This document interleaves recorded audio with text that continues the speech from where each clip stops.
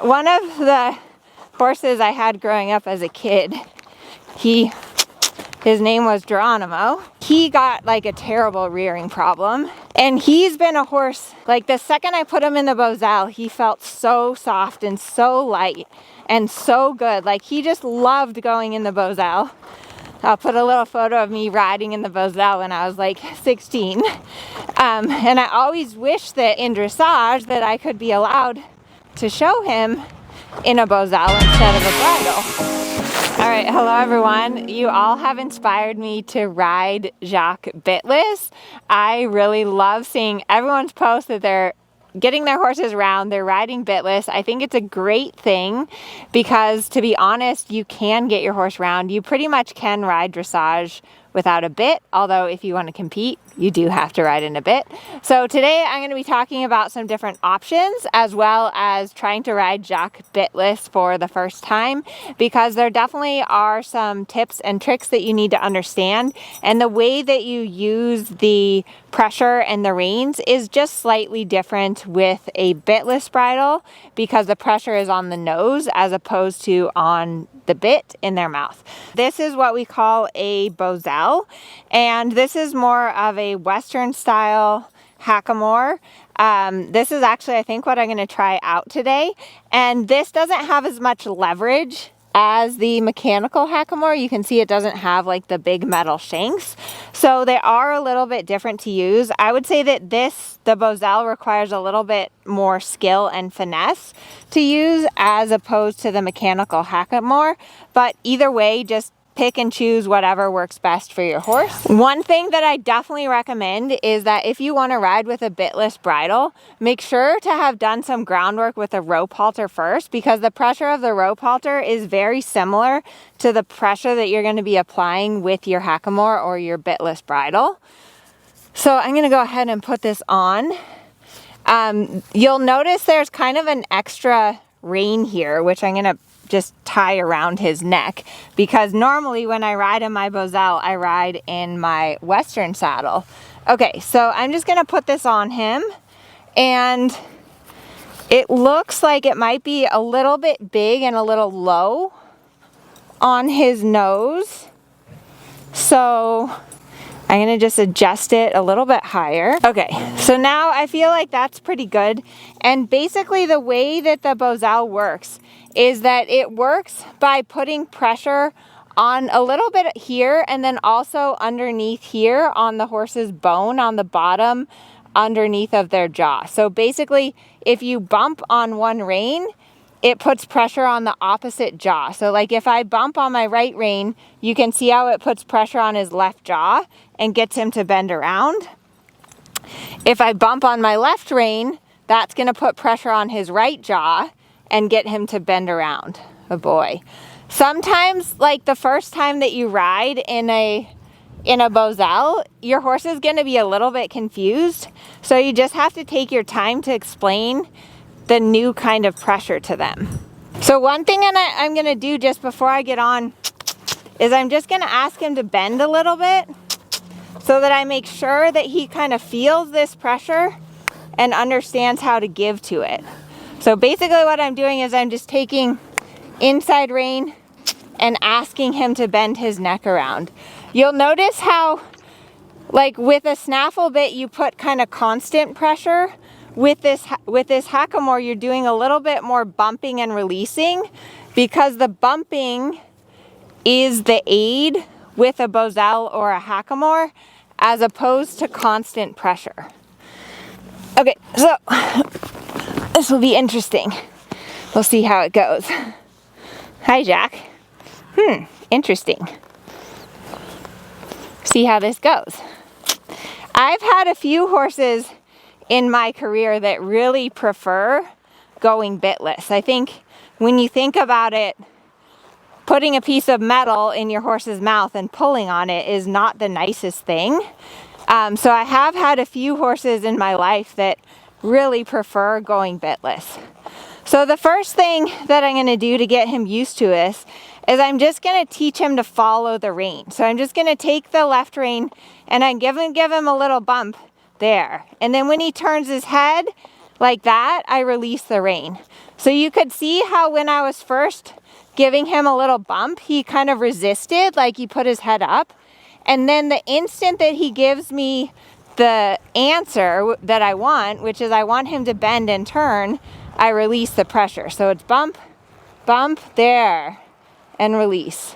Boy, so I just start out, like this is what I do with a young horse that's never been ridden before. It's kind of just inside rein, inside leg, got to turn your head, there, and then release. Oh boy. And again, I've done quite a bit of groundwork with him on the rope halter, so he understands, you know, this basic premise of turning and releasing. Oh boy. But definitely riding in a Bosal requires like an added level of feel. So now I want him to put his head a little more down, and he doesn't really understand. You can see how he kind of has his head up there. I just want him to relax and drop his neck. I'm gonna bend and turn him a little to the right. No, you have to turn. No. There, good boy. There, he relaxed. So you can tell that he doesn't really understand this yet, but give me, there you go, good boy. Good boy. Give me 5-10 minutes. There, that's what I want. Good boy. So at any time that you train your horse or you introduce something new, you have to kind of start over with pressure and release. So I'm putting a pressure on this new thing, the Bosal, which he's never felt before. And I'm just kind of hanging out and wait. There's the release. Waiting to get the answer that I want. And when he releases, then I release and I give my hand forward. Training horses is all about timing. So it's about putting the pressure on. So here is like pressure. I'm using my inside leg. There's release. So he dropped his neck down. I'm releasing. But notice with this Bosal that I'm not hanging on him. Like I'm giving him little bumps. And basically the pressure is that I'm wiggling the Hackamore on his nose, or I should say the Bosal. I'm wiggling the Bosal on his nose until he gives to that pressure. Okay, so I'm gonna see if we can trot. And again, I kind of am just going back to basics. So I'm giving him a little bump on that inside, good boy. But this is literally the first time I've ever ridden him bitless, good boy.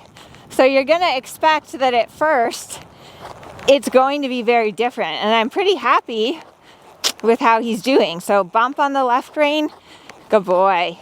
And basically all that I want is like, if I bump on the left rein, I want him to bend and turn his head to the left. If I bump on the right rein, I want him to bend and turn his head to the right. There, boy. Good boy. He's trying to figure it out. Boy. But one of the horses I had growing up as a kid, his name was Geronimo. So bump on the right, he's stiff there. There he gave. And he got like a terrible rearing problem. And he's been a horse that, like the second I put him in the Bosal, he felt so soft and so light and so good. Like he just loved going in the Bosal. I'll put a little photo of me riding in the Bosal when I was like 16. And I always wish that in dressage that I could be allowed to show him in a Bosal instead of a bridle. So there's definitely horses that for whatever reason just really prefer this type of pressure over the bit. And a lot of times it allows you to be a lot softer with your hands. Good boy. So he's maybe not as steady and as consistent, good boy, as he is with the bridle yet, but he's figuring it out. Okay, I'm gonna be brave and canter. He's not sure. Good boy. So bump, bump, release. Boy. Good boy. Boy. Bump, bump, release. Boy. But prepare yourself, you know, if your horse has never been ridden bitless, I would like to set yourself up for success. Spend a lot more time on the ground than I did. And maybe start in a round pen or like a small enclosed arena. And just remember this, like bump, release, bump, release. Okay, I'm gonna try going to the right. It definitely feels like I have a lot less control than I do with the bit. Oh boy. And that's kind of the point of the Bosal, is it's